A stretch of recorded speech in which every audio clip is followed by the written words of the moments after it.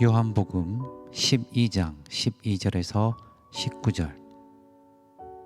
그 이튿날에는 명절에 온 큰 무리가 예수께서 예루살렘으로 오신다는 것을 듣고 종려나무 가지를 가지고 맞으러 나가 외치되 호산나 찬송하리로다. 주의 이름으로 오시느니 곧 이스라엘의 왕이시여 하더라. 예수는 한 어린 나귀를 보고 타시니 이는 기록된 바 시온 따라 두려워하지 말라. 보라, 너의 왕이 나귀 새끼를 타고 오신다 함과 같더라. 제자들은 처음에 이 일을 깨닫지 못하였다가 예수께서 영광을 얻으신 후에야 이것이 예수께 대하여 기록된 것임과 사람들이 예수께 이같이 한 것임이 생각났더라. 나사로를 무덤에서 불러내어 죽은 자 가운데서 살리실 때에 함께 있던 무리가 증언한지라. 이에 무리가 예수를 맞으면 이 표적 행하심을 들었음이러라. 바리새인들이 서로 말하되 볼지어다, 너희 하는 일이 쓸데없다. 보라, 온 세상이 그를 따르는도다 하니라. 아멘. 반갑습니다. 오늘도 하나님의 말씀이 우리 인생의 힘이 되고 우리 인생의 기쁨이 되기를 원합니다. 우리 다 같이 요한복음 12장 12절에서 19절의 말씀을 함께 나눠볼까 합니다. 생텍쥐베리라고 하시지요. 어린 왕자가 대표적인 책입니다. 그 어린 왕자의 책에 보면 어린 왕자가 이제 지구에 도착해서 처음 만난 뱀에게 사막에 있어서 외로웠다고 고백하는 대목이 있습니다. 그때 뱀이 이런 말을 합니다. 사람들 속에 있어도 외로워. 사람은 사람들 속에서 살아가지만 외로움을 느끼고 고립감을 느낍니다. 그래서 그 고립감을 해소하기 위해서 자신을 증명해내려고 하죠. 그래서 뭔가를 성취하기도 하고 뭔가를 이루어내기도 하고 누군가에게 소속되거나 의지하기도 하고 아니면 자기 어떤 그 존재감을 해소해줄 대리할 수 있는 어떤 수단이나 어떤 도구들을 찾기도 하고 뭐 여러 가지 형태로 사람들은요 자신의 이 고립감을 해소하려고 합니다. 그래서 이런 고립감이 해소될 것 같을 때, 또 자신이 원하는, 자신이 바라는 뭔가가 성취될 것 같을 때 사람들은 쉽게 흥분하고 열광합니다. 요즘 말로 흥분한다 그러죠. 흥분합니다. 열광하죠. 그러나 여기엔 또 다른 이면이 있다는 것을 우리가 잘 알고 있지요. 어떻습니까? 그런 내가 가졌던 기대, 내가 가졌던 바람, 이렇게 되면 될 것 같았는데 라는 것이 꺾여질 때, 이렇게 하면 잘 되겠지라고 생각했던 그것이 어떤 좌절될 때 사람들은 또 반대급부로 또 반대 이면에서 이 분노와 좌절과 실망이 더 크게 우리에게 다가온다는 것을 잘 알고 있습니다. 오늘 본문에는 흥분하는 사람들이 나옵니다. 열광하죠. 우리 12절을 한번 볼까요? 어떤 사람들이 나옵니까? 그 이튿날에는 명절에 온 큰 무리가 예수께서 예루살렘으로 오신다는 것을 듣고 라고 되어 있습니다. 그가 오고 있습니다. 그래서 큰 무리가 모여들어요. 그가 오고 있습니다. 어떤 그입니까? 2년 전에 성전의 장사치를 쫓아내면서 여기는 기도하는 집이다. 뭔가 개혁의 기치를 든 것 같았던 그 젊은이. 그가 온다는 것이지요. 또한 곳곳에서 기적을 행하고 사람들에게 가르침을 베풀어서 많은 사람들이 그를 따르고 있다고 합니다. 그가 옵니다. 사람들을 이끌어낼 능력까지 있는 것처럼 보이고요. 심지어 죽은 자, 바로 나사로를 살려냈다고 합니다. 사람은 할 수 없는 범상치 않은 영웅과 같은 히어로가 등장한 것이죠. 바로 그가 오고 있다는 소문, 그가 오고 있다는 소식이 들리자 사람들이 꾸역꾸역 모여든 것입니다. 그래서 그들은 무엇을 기대하고 있는 걸까요? 13절을 한번 보십시오. 예수님이 등장하자 종려나무 가지를 가지고 맞으러 나가서 외칩니다. 뭐라고 얘기합니까? 호산나 찬송하리로다. 주의 이름으로 오시느니 곧 이스라엘의 왕이시여 하더라. 그는 바로 이스라엘의 왕으로서 존재감을 이 사람들에게 전달하고 있었던 것입니다. 사람들은 그걸 기대하고 있는 것이죠. 그래서 큰 무리가 열광하고 환호합니다. 와! 우리를 구원하셔서 이스라엘을 구원할 진짜 이스라엘의 왕이시여. 나름 이 사람에 대해서 사람들의 소식을 듣기로는 분명한 철학이 있는 가르침을 베푼다는 것이죠. 일관성이 있다는 것입니다. 믿을 수 있겠다. 심지어 그는 우리가 잘 아는 오병이어의 기적, 즉 그 시대의 가치, 그 시대의 문제, 가장 중요한 배고픔, 이 양식의 문제를 해결했다는 것이죠.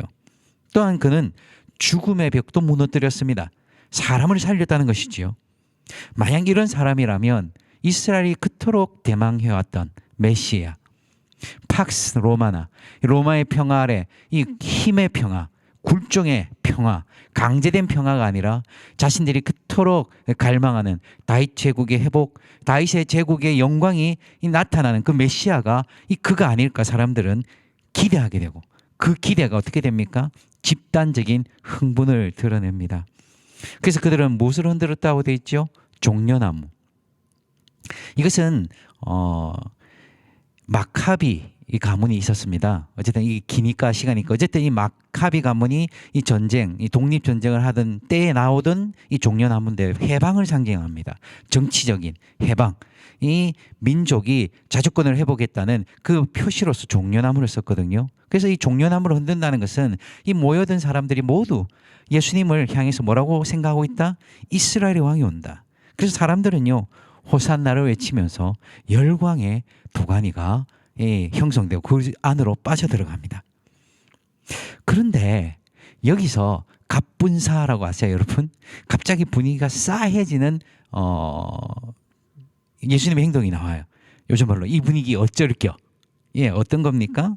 좋은 분위기가 확 깨지는 일이 생기는데요. 14절 한번 보시죠.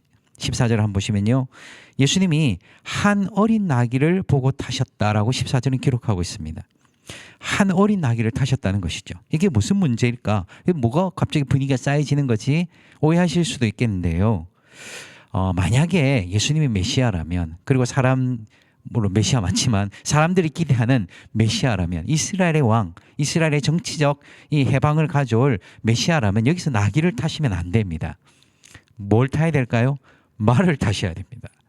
승리의 상징, 개선장군, 이스라엘의 회복을 가져올 이 왕으로서, 장군으로서, 승리자로서, 영웅으로서 예수님은요, 말을 타셨어야 합니다. 사람들은 그 말을 탄 예수님을 봤다면 더 그냥 홀릭돼서 난리가 났겠죠. 근데 예수님이 뭐라 하셨다고요? 어린 나귀를 타셨습니다. 군중의 무리의 열광과 환호와는 전혀 다른 상반되는 행동을 취하신 것이죠. 우리 흔히 물 들어올 때 노젓는다고 하잖아요. 이런 분위기 정말 좋지 않습니까? 사람들이 예수님 외치고 뭐 끝내주는 분위기인데 예수님이 그 분위기를 좀 사실 확 깨는 행동을 하신 것이죠. 어린 나귀를 타십니다. 왜 예수님이 어린 나귀를 타셨냐? 우리가 스가랴 9장에 있는 대로 말씀에 예언된 대로 어린 나귀를 타실 것을 예언했기 때문에 그 말씀이 성취되는 것이기도 하지만, 또한 이것은 무엇을 말하고 있냐면 흥분하고 환호하고 있는 무리들에 대한 분명한 예수님의 메시지가 담긴 것입니다. 이후의 일입니다만 요한복음 18장에 보면 빌라도가 물어요. 아니 도대체 네가 이스라엘 왕이냐? 내가 왕이다. 그러나 내 나라는 여기에 속한 것이 아니라고 예수님 말씀하셨죠. 예수님은 군중들에게 어린 나귀를 타심으로써 무엇을 선언하시냐면 나는 너희가 원하는 왕이 아니야 라고 선언하시는 것이죠. 어린 나귀, 아무것도 아닌 약한 겸손의 왕으로서 이스라엘이 기대하는 왕은 무엇입니까? 메시아는 무엇입니까? 승리, 정복, 해방이었지만 예수님은 겸손과 섬김의 왕으로서 이 어린 나귀를 타고 계신 것이죠. 예수님은 보여주십니다. 난 너희들이 원하는 성공과 성취를 가져다 줄 왕이 아니야. 너희들이 그토록 갈망하는 너희들의 존재감을 뿜뿜시켜줄 그런 왕이 아니야. 나는 겸손의 왕이다라고 말씀하고 계신 겁니다. 우리가 어제 본문에서 가룟 유다가 예수님을 수단화했던 것을 우리가 묵상했지 않습니까? 자신의 욕망을 성취해줄 수단으로서 예수님을 보았던 것이고, 그는 예수님이 더 이상 자신의 욕망을 채워줄 수 없다는 것을 깨닫고 예수님을 팔았죠. 오늘 모여든 무리들도 환호하고 있고 열광하고 있고 대단한 소리를 지르고 있지만, 심지어 찬송하고 있지만 그들도 가룟 유다와 다를 바가 없는 것 같습니다.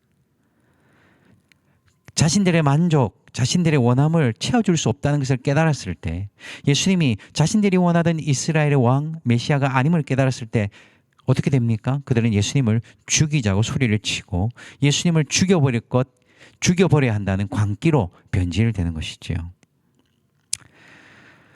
저는 여기서 제 자신을 봅니다.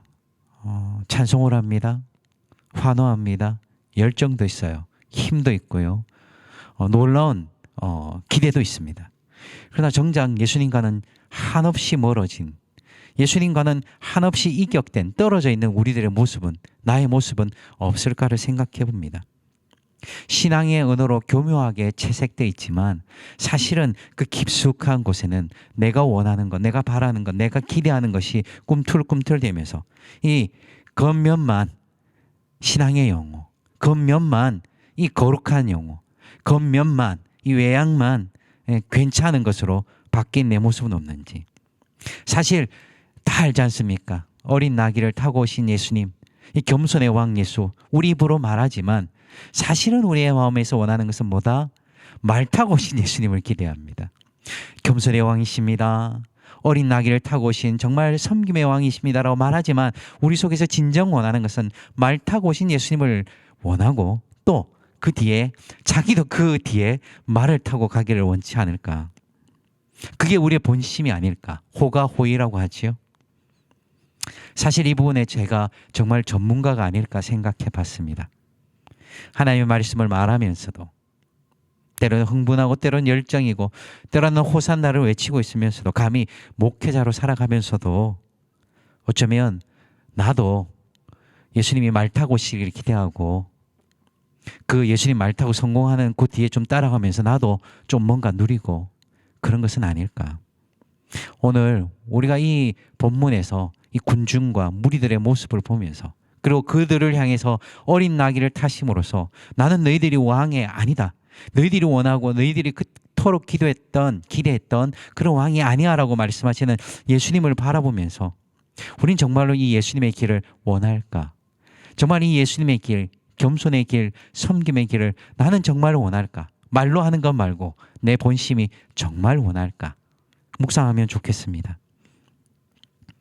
예수님이 나타났을 때 무리들이 흥분했지 않습니까? 자신들의 기대를 채워줄 것이라 생각하면서 흥분했습니다.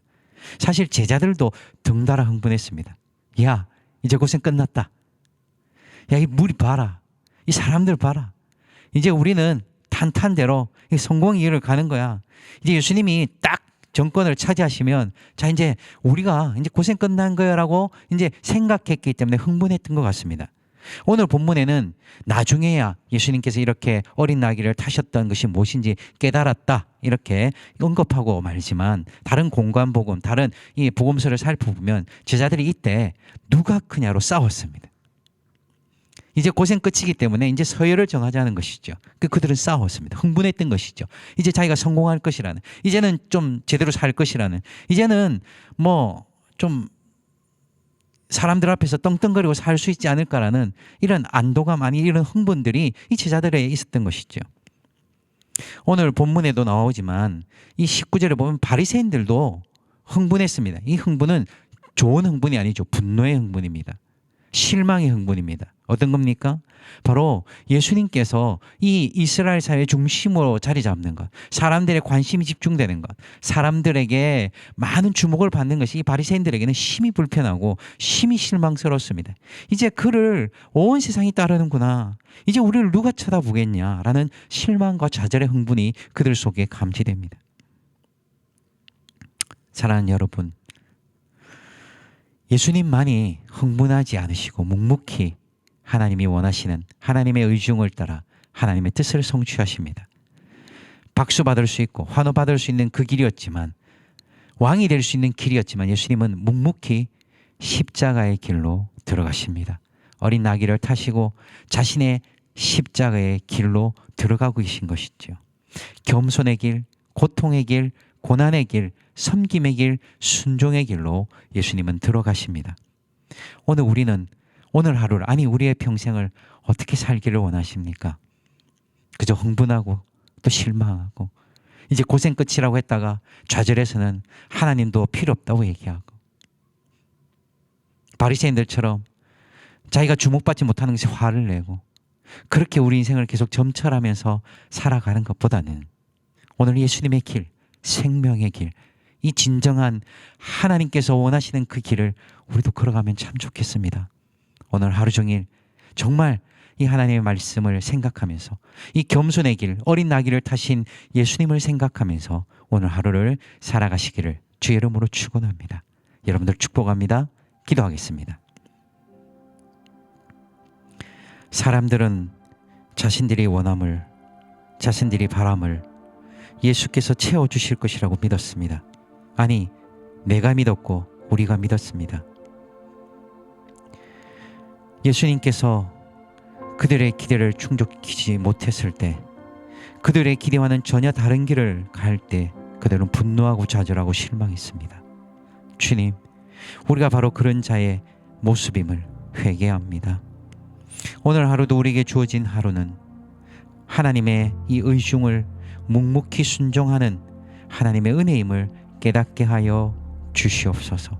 섬김의 길, 겸손의 길을 사람들의 환호에 아랑곳하지 않고 묵묵히 걸어 들어가신 예수님, 그 십자가의 길을 우리도 뒤따르는 제자로서 살아가게 하여 주옵소서. 우리 모든 아름다운 교회 성도들을 축복합니다. 오늘도 우리가 어디에 있든지 바로 하나님의 백성으로, 하나님의 아들과 딸로서 살아가게 하시고, 오늘도 세상의 빛과 소금으로 부르심을 입음을 잊지 않게 하소서. 오늘도 오직 성령의 충만을 받으라 명하신 그 말씀을 기억하고, 오늘도 그 말씀대로 아버지와 성령의 충만함을 구할 뿐 아니라 성령의 충만을 흘려보내는 우리들이 되게 하여 주옵소서. 우리 인생을 지키실, 오늘 우리 인생을 붙드실, 그리고 우리 인생을 하나님의 뜻으로, 아버지만 아버지 하나님의 의중으로 인도하시는 그 예수님의 이름으로 기도하옵나이다. 아멘.